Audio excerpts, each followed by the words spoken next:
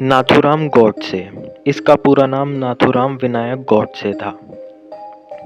यह आज़ाद भारत का पहला आतंकवादी था। इसने अपने 7 साथियों के साथ मिलकर गांधी जी को मारने की साजिश की थी। इसने 30 जनवरी 1948 को नई दिल्ली में बिंदु रिक्त सीमा पर गांधी जी को 3 बार सीने में गोली मार दी थी। वैसे तो ये लोग किसी धर्म के नहीं थे, क्योंकि इस शर्मनाक घटना को किसी भी धर्म से जोड़ना सही नहीं है। इसका यह मानना था कि गांधी जी ने भारत के विभाजन के दौरान भारत के मुसलमानों की राजनीतिक मांगों का समर्थन किया था। नारायण आप्टे और 6 अन्य लोगों के साथ मिलकर गॉडसे ने गांधी जी की हत्या की साजिश रची। 1 साल तक चले मुकदमे के बाद गॉडसे को 8 नवंबर 1949 को मौत की सजा सुनाई गई।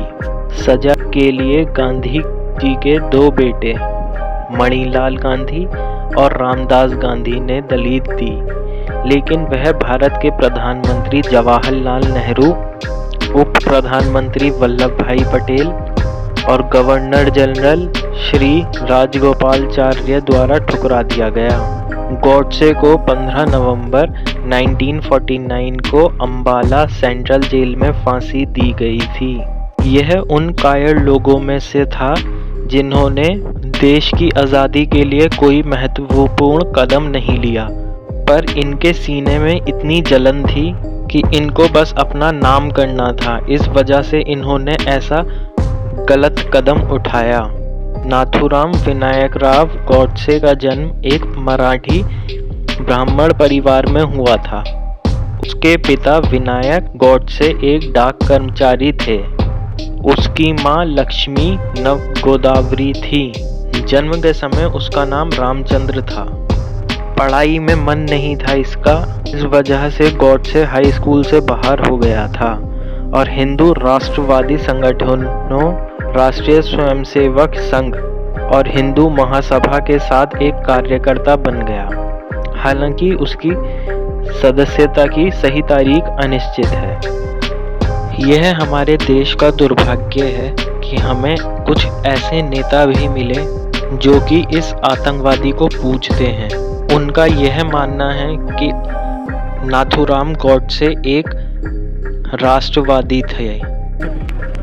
नाथूराम गॉडसे देशभक्त थे, हैं और रहेंगे। ऐसा बोलने उनको आतंकवादी कहने वाले लोग स्वयं के गिरेबान में झांक के देखें। पर यह सरासर बेवकूफ़ी की बातें हैं।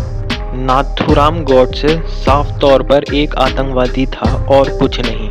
उसने यह बस अपनी ईर्ष्या और अपने आप के अंदर बढ़ते जहर को निकालने के लिए ऐसा कदम उठाया था। वह एक कायर था जिसमें सामने से कुछ करने की हिम्मत ना थी। उसने किसी अंग्रेज को नहीं मारा, उसने father of the nation Mahatma Gandhi एक निहत्थे आदमी पर हथियार उठाया। ऐसे लोग समाज में रहने लायक ना थे। इस वजह से कोर्ट का यह निर्णय था कि इसे फांसी की सज़ा सुनाई जाए। साफ तौर पर एक आतंकवादी के लिए न जाने आजकल लोग क्यों फिल्में बना रहे हैं जिसमें इसकी राय दिखाई जा रही है कि ये राष्ट्रवादी था। ऐसे लोगों से भी हमें बच के रहना चाहिए जो इस नाथूराम गॉडसे को पूजते हैं। आप अगर YouTube पर अभी देखने बैठ जाएं तो आपको पता लगेगा नाथूराम गॉडसे के ऊपर फिल्में, वेब सीरीज़ बन रही हैं। ऐसा करना देश के लिए शर्मनाक बात है। आपकी क्या राय है इस बारे में? कमेंट बॉक्स में बताइए। धन्यवाद।